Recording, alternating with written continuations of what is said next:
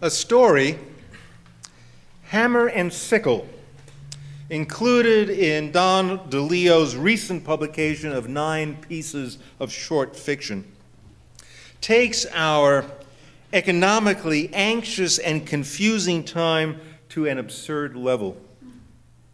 As a writer, DeLeo has always specialized in absurdity. I have followed his work for 25 years and hold him somewhat responsible for the formation of my own absurd life perspectives. Some like to refer to his writing as satire, but no, it's pretty absurd. But it's right on, because it mirrors the absurdity of our own situations. The literary critic, Liesl Schillinger, aptly refers to DeLeo as a master transmitter of American zeitgeist anxiety.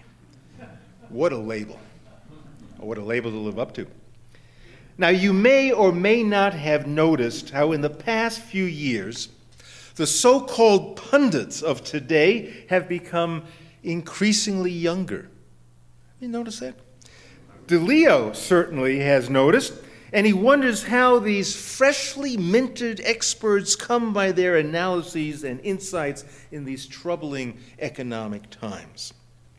So the story has a bunch of inmates assembled at a minimum security jail, and they gather every afternoon to watch 2 sisters, aged 10 and 12, deliver the daily stock market report on a children's television channel. With flat affect, the girls run through the headlines. The word is Dubai, one says. Markets are sinking quickly. The other elaborates Paris, Frankfurt, London. The girls trade lines. The DAX index in Germany, down more than 3%. London, the FTSE 100 index, down. Amsterdam, ING Group, down. The Hang Seng in Hong Kong, crude oil, Islamic bond, down, down, down. The girls continue prattling. The fear continues to grow. Even the numbers are panicking. What is a credit default? What is a sovereign default? What is a special purpose entity? We don't know. Do you know? Do you care? What is Wall Street? Who is Wall Street? The inmates laugh nervously. Today we find ourselves laughing nervously. How would you answer the question, what is Wall Street? Who is Wall Street? Can we put a face to it? Would you simply define it as, well, Wall Street is a street in southern Manhattan? No, it's more than that. Well, it's the location of the New York Stock Exchange and other financial institutions. Yeah, but it's more than that too. Is Wall Street both a tangible place and simultaneously a symbol of financial interests that have run amok? Would it be fair to say that its financial interests are separate from any real economic vision or plan or system, and has been manipulated to satisfy the greed of a few at the expense of many? Has it evolved into a symbol of pure self-interest, an absurd excess of accumulated assets, a narrow sense of entitlement with no regard to the suffering of others? Does Wall Street feel somehow separate from the rest of society in that it exploits people near and far with impunity? Maybe that's why the girls on the TV make us anxious. Who is Wall Street? I can feel it, but it's really so hard to identify. Wall Street is not a new concept or an emerging symbol. we would find everything that Wall Street has come to mean today. We'd find it all back in Jerusalem when Jesus first entered that city with his disciples on Passover. On Passover, almost literally true, everyone in the world who was an adult male and wished to worship at the temple would pay his mandatory half shekel to the treasury and then purchase a sacrificial animal.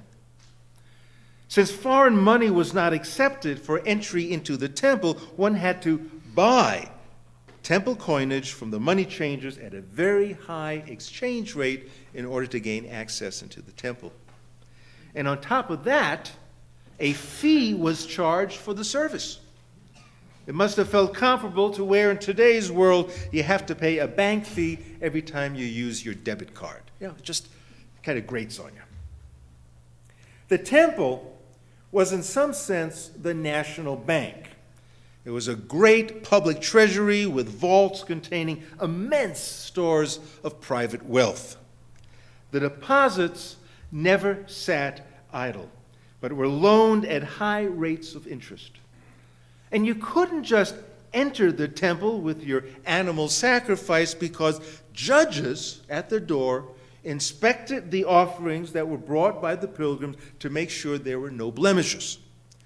Even the rich felt the burden of incurring these costs, and the poor, well, they could only offer a dove or a pigeon. When Jesus arrived at the temple and assessed the situation, he committed his only act of violence during his entire ministry. All four Gospels give an account. In Matthew, it is written, Jesus then went into the temple and drove out all those who were selling and buying there. He upset the tables of the money changers and the chairs of those who were selling pigeons. According to Scripture, he said, my house will be called a house of prayer, but you are turning it into a den of thieves. Now, the best graphic of this tough guy Jesus is El Greco's masterful painting called Jesus Driving the Money Changers from the Temple. And if you don't have a visual of that, I suggest you go Google that, and you'll be absolutely amazed at the image of Jesus. I mean, he makes the Terminator look like a girly man. I mean, this is Jesus. I mean, I swear, smoke is coming out of his ears and nose. It's just amazing, macho. You wouldn't want to get in his way. Now, some will contend that Jesus was upset at the idea of animal sacrifice, and I think that's true to a point. But clearly, his wrath was unleashed against the very symbol of opulence, a den of thieves, and the means by which the rich became richer. The great disparity between rich and poor was evident in that Jerusalem had become a plutocracy governed by an elite wealthy class. They not only owned houses, they had summer residences, parks, country estates, and the poor faced pretty much the same predicament as do the poor in our country today. The poor were driven from their houses to become the slum dwellers in Jerusalem. I think most people today would identify Wall Street in Jesus' terms, a den of thieves. Now, let's be clear. The problem is not that some people are wealthy. The problem is that the playing field has been tilted in favor of the wealthy, mostly through their ability to buy influence to protect their excess profits, while fellow countrymen lose their jobs, houses, medical insurance, let alone their dignity. And we can't seem to implement an economic system or theory or anything that might temper this unbridled capitalism to allow for a more equitable sharing of the economic pie. As in the time of Jesus, as in the time of Isaiah, as in the time of Muhammad and the Buddha and Confucius, whenever the cry of the poor goes unheeded, it is time for revolution.